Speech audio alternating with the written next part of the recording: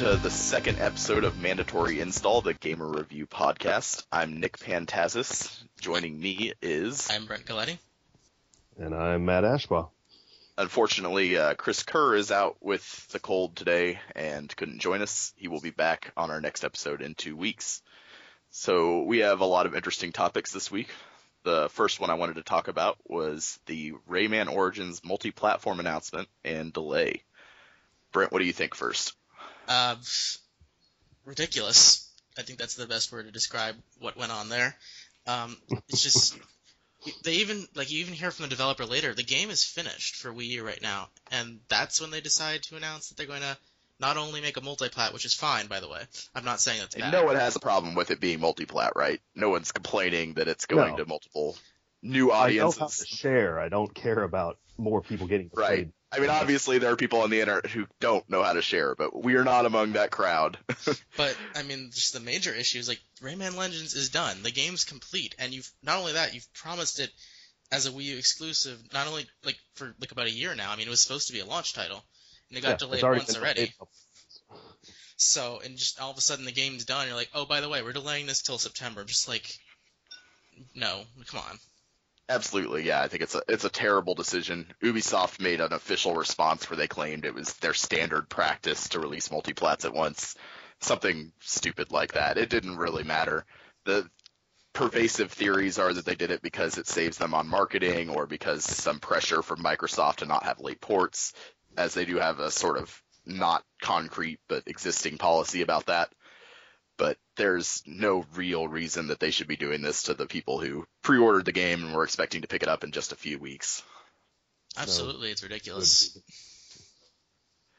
I am happy to see it go multi-plat. I'm glad more people will get to play it. That's great news. I'm sure a lot of people were looking forward to that, but that's really terrible. I was one of the Wii U owners waiting to pick it up, and now I have to try and decide if I can afford it in a September full of Grand Theft Auto 5, Wind Waker HD, Pokemon XY.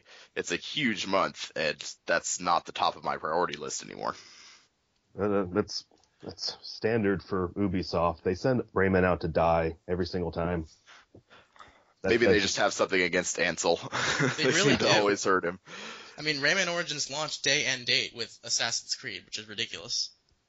And, of course, Beyond Good and Evil infamously launched with the, in my opinion, inferior Sands of Time. So I don't think they're really big fans of his work. The other thing is, too, just looking at that, I mean, if it's really marketing cost, when was the last time they've even really done any kind of extensive marketing for Rayman? It's definitely not something they did for Origins. They did some advertising, some internet advertising, but I don't see how this is going to matter. It all seems ridiculous. Origins dropped to like $20 after what? Like a month or two. It wasn't even a month. It was far less than a month because I picked it up for $20 at a Toys R Us maybe 3 weeks after launch. Because no one bought it. Because no one knew about it and because it released at the wrong time. Rayman Origins did make a profit. Ubisoft has said that many times in the past, that it was a successful game for them. So maybe they just think it doesn't matter if it doesn't sell much because it's a 2D game and doesn't cost much to make. Well, if they didn't care that much about profits, they would just not have to use marketing costs as a reason. They would just release the Wii U version. And they didn't even give that as a reason. That's just the suspected reason that people have. They gave no reason other than we normally do multiplats on a simultaneous release. Yeah, if your response to something like that is that's just the way we do things, that is a serious problem with your business. And by the way, Ubisoft themselves, not just the former employee on NeoGAF, Ubisoft themselves confirmed that it is a completed Wii U game. So there's no possible argument anymore that this game wasn't done and ready to go. Oh, and their response for us was a free demo. Enjoy that extra demo that we're going to get. Free second demo for the Wii U. Yeah. So that's annoying, but I think we've sort of farmed that out. There's not anything else we can do except for be really pissed at Ubisoft and maybe not buy the game if you have other things you need to get during the month. So and you probably do, judging by the release schedule. Let's talk about the other terrible news that angered everyone this last week. There's a rumor going around from a moderately reputable source that Durango will have always online DRM and no used games because every game will have to be activated and not run after it's activated, even physical copies. Do you believe that there's any credibility to this? Do you think that it's one of those sort of intentional leaks to see what the reaction is? What are your guys' thoughts? All I can think about is if this is actually real, goodbye Microsoft, at least for this generation, because gamers are not going to accept this at all. I mean, there's so many used sales. GameStop I know is going declining, but they're still a big player, and a lot of people buy games used. I mean, and also you can't share games with friends. Like you can't bring your copy of Halo over to a buddy's Xbox because it'll just reject you. So if that really happens, then they're gonna revolt really quickly and jump ship probably to Sony's PS4. Well, even if you don't think about sharing between people, like what about sharing within families? Those families that have like a brother and a sister, and those people Two have systems in their house. Yeah. If you have 3 kids and a dad who loves to play Halo, they now have to buy 4 copies of the next. That doesn't make any sense. I mean, it makes great money sense for Microsoft, but it's a dick move. So to play devil's advocate on this for a minute, what's really the difference between this and Steam? Steam requires one activation. You can only run it on one device at a time. It can never be resold, and it's extremely popular. I mean, there's an argument that we're moving to a point where all games are going to be like this. Do you agree? In a way, but Steam's popularity is largely because of how often they will have great sales. Well, and I think that's the other end of this, is that, yes, Steam is able to get away with that, but also because they are a very consumer-focused company and always providing extra value. Also, don't forget, Steam has an offline mode, and not all of their games are required to be always online. It's true, but a lot of them are pretty restricted by being on Steam.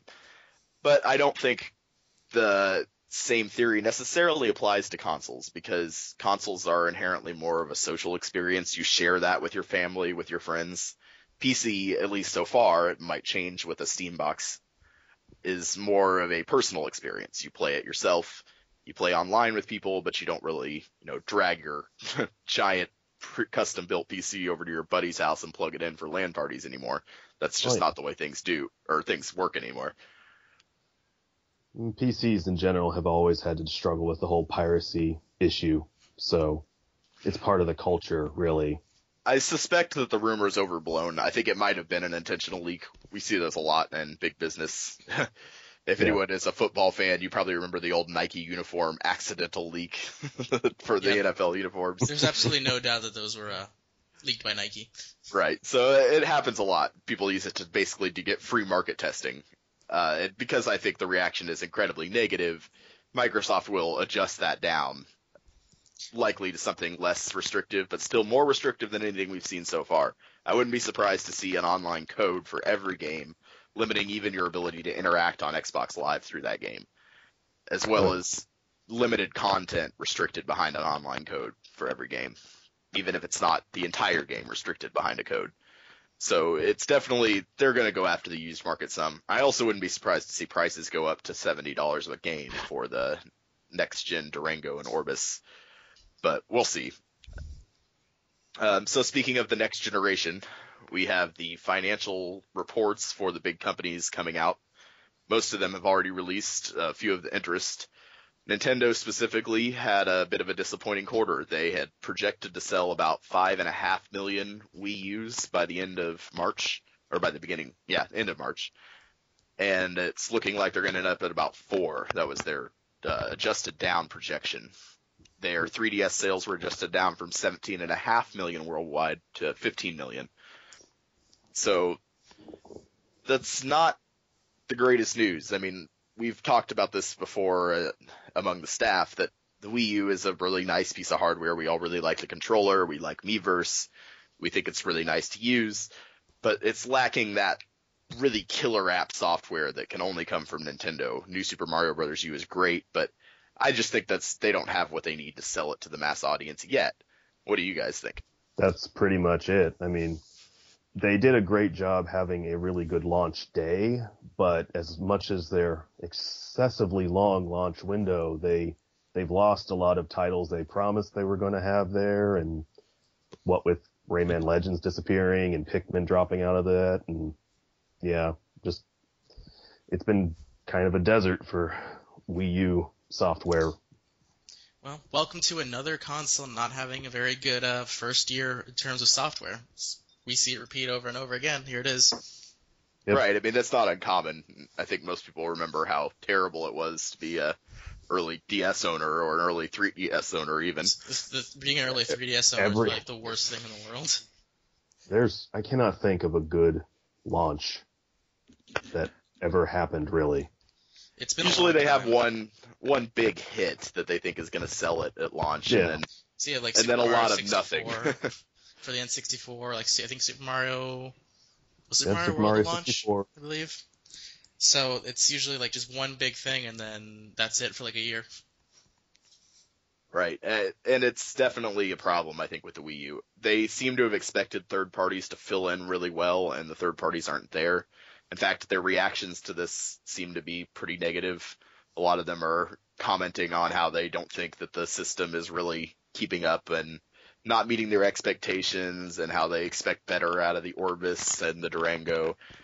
I don't necessarily blame them for some of those reactions, but some of them seem a little overblown to me, too, for a system that's sold a very good amount of hardware, just not the best hardware ever like the Wii did. Well, that's the problem, is the Wii U has the toughest act in the world to follow with the runaway success of the Wii and how crazy that thing was selling-wise. So as far as business people are concerned, they look at the numbers and they just are like, eh. So also in there, of course, the Wii U, not quite there. The 3DS, a little less than expected, but not awful. Definitely still doing well, especially in Japan. Doing well for a handheld in a day and age of the modern smartphone. But There's the other side of that, which is Sony's financials. The Vita is way underperforming, not even close to their predictions. They at first estimated to sell 15 million in this fiscal year, then they adjusted that down to 11 million, and now they've adjusted that down to a combined 7 million of the PSP and the Vita, which is really more like 4.5 to 5 million Vitas. So way, way below their expectations. Much bigger miss than what Nintendo is posting. And Sony, unlike Nintendo, is projecting a fiscal year loss again. A running joke around here is for like those on the staff are like half the sales of the current Vita sales, like just us alone. But it is true. I mean, we do have a lot of Vita owners on staff. I think 4 or 5 of us. I think at least 5, including me and Brent. We're both happy Vita owners as far as the hardware is concerned. And there's been some great software this year, but it's definitely not picking up for the average consumer. I mean, this is just another bad quarter for Sony. I mean, they just keep continuing to pile up losses and losses on top of each other. So the total sales of the Vita and PSP combined, and again, Sony will not release individual sales. This is similar to what they did when the PS3 was doing really bad. They would do Sony family hardware and combine it with the PS2 back when the PS2 was still doing well at the end of 2006 and early 2007. So their total sales for Q3 were 2.7 million units. That's 4 months in which they only sold 3 months, sorry, when they only sold 2.7 million units. So definitely way below what Sony was hoping for. We'll see if they can turn that around. I think they have the same issue the Wii U has, which is that there's not really any software that stands out, and it's complicated by the fact that it's very expensive. It costs more really to buy a Vita than it does a Wii U when you add in the cost of the memory card. But the problem is, we know that the Wii U is going to have a bunch of nice titles coming out, like Nintendo's announced so many of them, but the Vita is still not that great. We're not hearing a lot. Definitely some good titles on the way for Vita. Tearaway from Media Molecule looks really interesting, as does Soul Sacrifice from Keiji Inafune. So, but are those the kind of titles that'll move systems? I mean, we're not talking like the way Nintendo can move a system with a big Zelda or a big Pokemon title. Well, Sony and Microsoft and as well have never had that selling power in first-party software. So we're not talking about mass market sales for Vita. I don't think we're ever going to see mass market sales for Vita, but there's a core audience there that they could still potentially sell to if they get the price down lower and get that software out. But it's definitely not the best news for them. PS3 sales were down too, although not really any more than expected on a transition year. So they really need to get the Vita up, but otherwise it's doing okay. It's doing really badly in Japan still, which is pretty sad for them because of how well the 3DS is doing in Japan. I mean, that was the PSP saving grace, that Japan loved it. So if Japan won't accept the Vita, that's going to be a really bad sign for them. I don't think Japan really has the platform loyalty that the West seems to hold on some systems. They seem to buy based on software, and for Japan, the Vita doesn't have much Japanese-focused software. Need to get yourself a Monster Hunter. Yeah, that's the problem. Definitely. Monster Hunter went to the 3DS. That's a big issue. So, keeping with the news that angered gamers this week theme, the David Cage announcement that games need to grow up and he's really on the right path and no one else is. Gamers really love to hate on David Cage. He gets a lot of "you should go make movies" comments, but that's not necessarily indicative that there's no validity to anything he says. I think he's right that we're a little over-focused on gore, and there probably aren't enough games made for adults. But Cage follows that up with everything that's not over-focused on gore is made for kids. He seems to consider every Nintendo game a kiddie game. So do you think he's sort of hurting his own point by being one of those same people? He's basically undercutting his entire point by then calling everything a kiddie game. Because, I mean, in movies, you don't have things like Pixar movies being called kiddie. They're usually, all family-oriented movies. But for some reason, if Nintendo releases a game like that could be played by all audiences, it's a kiddie game. What's that about? Well, because video games always have had that problem. I mean, after the wonderful home video game crash back in the early 80s, Nintendo had to market the NES as a toy, with a toy robot and a toy laser gun. And that's how people started buying it, because it was a toy, not a computer. And but do you really think is that really who's buying games now? I mean, is that who all bought the Wii? I mean, those people are grown up. I mean, hell. It's an image problem that video games still have for some stupid reason. But getting back to David Cage, really, the problem is who is saying it. He has nuggets of truth mixed in with his David Caginess that is kind of messing up the message. I think there's a core corruption to his message. I think what he wants, and he's actually said this outright, is he thinks games need to deliver better narratives. He uses that choice of words there. He thinks that you should be watching these narratives play out and a little bit of interacting with them, but he definitely wants to see narratives move across the screen. I've argued in the past that I don't think gaming will ever deliver a narrative in any way as well as a film or a novel. But I think you can discover a narrative in a game very well. I think there are a lot of examples of that are really beloved, like Portal and BioShock and Journey, and games where you feel like you're learning about the world by interacting with it. And I don't think Cage is even on the right track there. I think what he wants to make is actually the wrong direction to make game narratives stand out as their own part of the entertainment industry. Not to say that there's not a market for what he's trying to create, but it's not exactly what I want all games to move towards.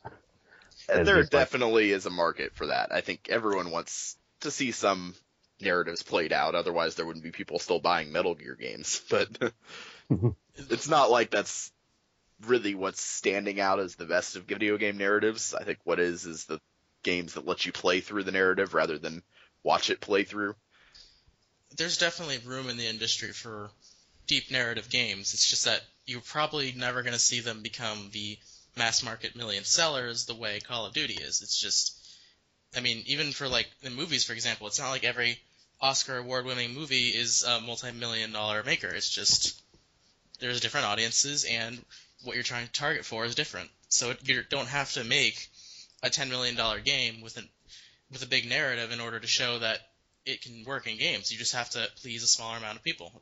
If it works, it works. But he does have some good points. He's right that we have a hyper-violence focus right now that's really becoming irritating to some of us. I've commented on it before. Yeah, it's like the only way you can treat a game as mature is if it has hyper-violence, because heaven forbid we have any kind of sex in it, because then we're selling porn to kids. But that's on the other hand, I think Cage himself really does terrible with objectifying women in his own games. Heavy Rain has awful female characters and has a whole topless scene just for the sake of it. So I don't know that I would call that mature either. It's just a different sort of immature. But Yeah.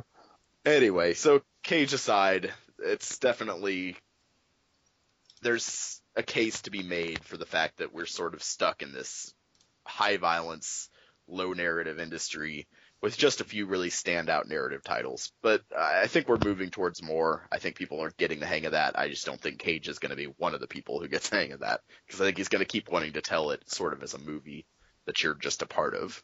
But there were a couple other interesting things around. Speaking of movies, we have Gabe Newell and J.J. Abrams partnering for either a Portal or Half-Life film. So I think in the past, interactions between gaming and film have not necessarily been positive. They tend to get a bad rep for any sort of crossover work. Do you think there's any chance of this being good? Do you think Newell and Valve will contribute well to it? Well, if it is, they've picked two pretty good minds to do it. I mean, they've got J.J. Abrams, who's got a lot on his plate right now, doing Star Trek and Star Wars.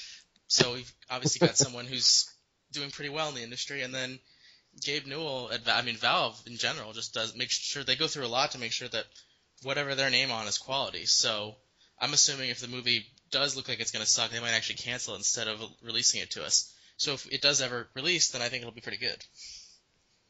So there is there is a little bit of concern with the fact that both of these franchises, they work in part because the protagonist is silent. You put yourself in the shoes of the protagonist and you explore and play in the world that they created. And I don't know how that can translate into a movie without possibly losing something. Yeah, I'm not sure either. I don't know if there's a direct conversion. Both Abrams and Newell gave an interesting speech about the strengths of narrative in both film and game and the weaknesses. So they seem to have some understanding of those potential problems, but I would say whatever they make is not going to be necessarily true to the game, but might still be true to the style and themes of the game. It might be like a side story that fits into the universe but doesn't really interact with, say, Gordon Freeman, with Alex Vance, or with Chell or GLaDOS. It'll probably be something on the side but still affects the lore somewhat, but not. Oh, I doubt they'll do a side story. They wouldn't hire Abrams to do a side story. Well, you're not going to do Half-Life the other guy. It's got to be Gordon Freeman, or it's not Half-Life. Yeah, but then Gordon Freeman has to talk. Which I assume he will, despite it being different from the standard.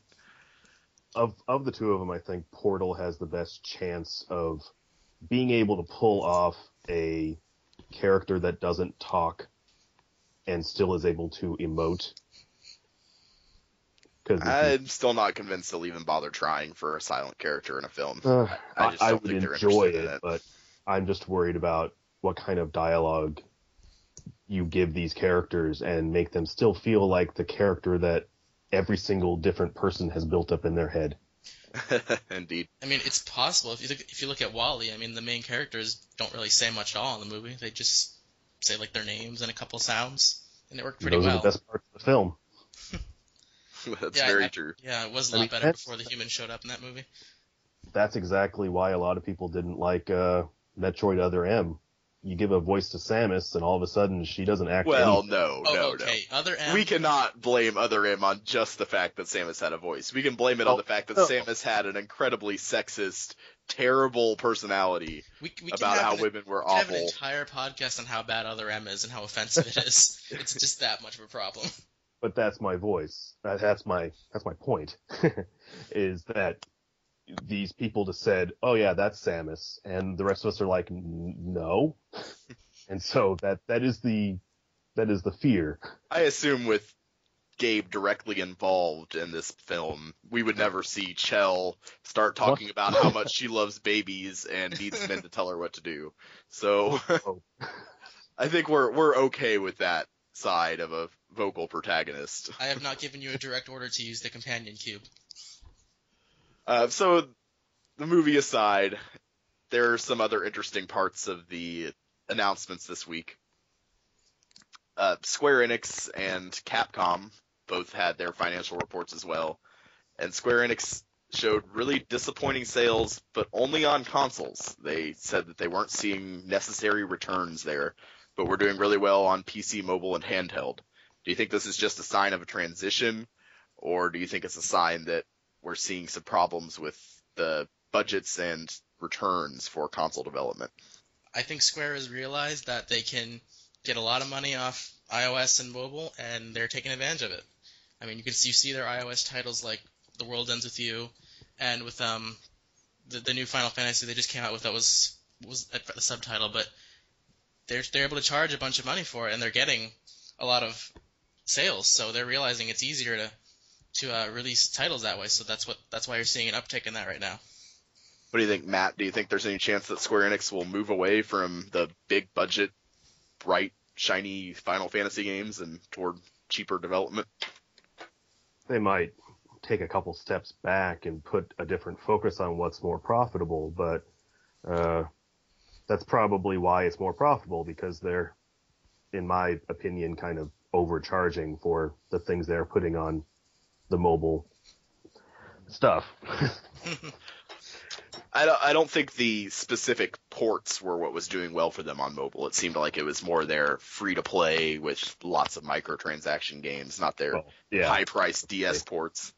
But they also said PC did well for them, which I assume was fairly largely based on IDOS, because Square Enix themselves don't really do Deus much Ex and Hitman. But Hitman apparently did well, so maybe more of a PC focus or less of a graphics push when making multi-platform games. Well, another reason they're not doing a lot of console right now is because they're not releasing Final Fantasy Versus. What the heck's going on? Well, wasn't it Square Enix that was complaining that this console generation has gone on far too long? I think they were one of the people speaking against it, if I remember right. Square Enix's bread and butter, right, has always been the impressive first Final Fantasy of a generation. That's where they push their graphics engine and show people what they've been working on for years and years. That's what the whole Agni demo was for and everything else. So I think Square Enix is one of those publishers that has sort of built their company image around the idea that they're the top of the tech, and if tech is sat in one spot, they feel like they're getting damaged by it. I know. I just always thought it was kind of weird. How long it takes them to make a freaking game nowadays, you think they would love to have a lot more time in a generation to get those things out before the next one comes around. Do we really want more Final Fantasy releases, though? Do we want that to become Call of Duty or Assassin's Creed with a new game every year? I think that really wore those franchises down. Yeah, well, right now we're never going to see Versus, and we're never going to see Kingdom Hearts 3 as a result because of the way they're developing. Well, you know what happened with Versus. They said it outright, was that when Final Fantasy XIV turned out awful, they had to pull most of the staff from Versus to fix it. So they spent 2 years working on a different game in the middle of development. So if Versus ever releases, I would say the distracted development process is likely to create a much worse game. It does seem like the wrong way to focus your power. This ship is sinking. Quick, throw all of our people on top of it. Well, it's because they went and made it a numbered Final Fantasy, so they had to do it to save the brand. Well, and because 11 was successful. It wasn't World of Warcraft successful, but they made a lot of money off Final Fantasy 11. They had some faithful. I think they're still making money off Final Fantasy 11. They are, yeah. They released another expansion last year, I think. So, in fact, I think I read that Final Fantasy 11 was the most profitable Final Fantasy overall. Obviously not the best selling, but when you add in monthly subscriptions for that many years, sure.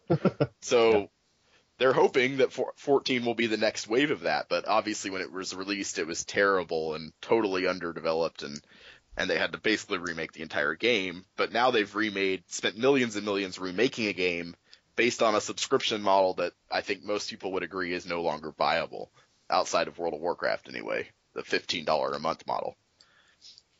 So what are they really going to do about that at this point? Are they really going to ever recover into that MMO, or are they just going to give up and drop it? I think they're just going to keep making a lot of money on PC and mobile and handhelds and use that to offset the costs. That was always sort of what they did with the DS, wasn't it? This last generation. They made tons of money on the DS, and their financials always reflected poor performance for investment on the consoles, but they just kept doing it. Take all that money you made on those mobile games and burn it on some HD stuff. But I think that's about it for what we had this week. I'm sorry, we had one viewer question. I'd like to cover that. East End 3 requested we discuss what Sony and Microsoft need to do to differentiate their platforms this generation. What do you think, Brent? What is the main thing that they need to do to stand out? Well, I mean, because right now, you're right, the PS3 and the 360 do have a lot in common, and I think as long as they're targeting towards the same audience, they're always going to have a lot in common. But, I mean, it's a simple answer, but I really think it's just software. You've got to release more exclusives for your system, and you got to make them really good and really interesting to the consumer. Because, especially for Microsoft, because they've always had a problem with that. They've got Halo under their boots, but they basically otherwise they have Gears, which was an Epic game, so it's not their own. So especially Microsoft, but both of them really need to shore up their first-party lineups. I think Microsoft actually owns Gears. It's a second-party game, contracted out to Epic, but owned by them. Well, even so, there's not a lot there for under the first or second party for Microsoft. Well, Microsoft has always had they've always had less pure exclusives, but what they have been doing is throwing their money behind timed exclusive content. And so wouldn't surprise me to see them do that more, yeah. Yeah. Because gamers are not generally patient people. So if you tell them they have to wait 2 months before they can play it on another console, a lot of them just go wherever it is now. That's true, but I don't know that that's necessarily going to work forever. I think people get a little disillusioned with that over time, especially since they are forced to focus on specific franchises like Call of Duty, which, as we've seen, sales have declined on. Mm-hmm. It also depends on how long people are willing to pay $60 and potentially rising a year to get Xbox Live and all the services behind the paywall. Well, and they each have rumored differences in their releases. Right now, the Durango is rumored to be packed in with Kinect by default, so no Kinect option, which I'm sure that would mean if they do that, Microsoft would focus a lot on Kinect, including voice commands and gestures for menus, and this would be a Kinect 2.0 that would supposedly be more reliable. And then Sony is rumored to have a touchpad on their redesigned controller. Not a touch screen, but a touchpad like what's on the back of the Vita, which I'm not sure either of those things sound particularly appealing, especially to the audiences Sony and Microsoft tend to target, but that's probably where they're going for differentiation. And I wouldn't be surprised if this, the model that Microsoft tried out with this $99 Xbox, but with a contract, is going to be the norm, where you can get the next Xbox for $150, but you have to sign a 2-year contract where you're locked in for $15 a month on their gold plan, which you end up spending more than you would normally over time, but some people like to spend less now. Yeah, but that's also not been super successful on the Xbox 360. They just haven't made a ton of money on that. But we'll see. I think they're likely to try it anyway just to see if it catches on. But we had one giveaway to give this week. We have a code for The Cave on Steam. If you'd like to win that code, just respond to the comments with your favorite Double Fine game and why you like it. It's a Steam code and will activate on Steam. It's a pretty simple process. If you need help, you can always ask. But that's it for this week on Mandatory Install. Thanks for listening. We hope to see you next week.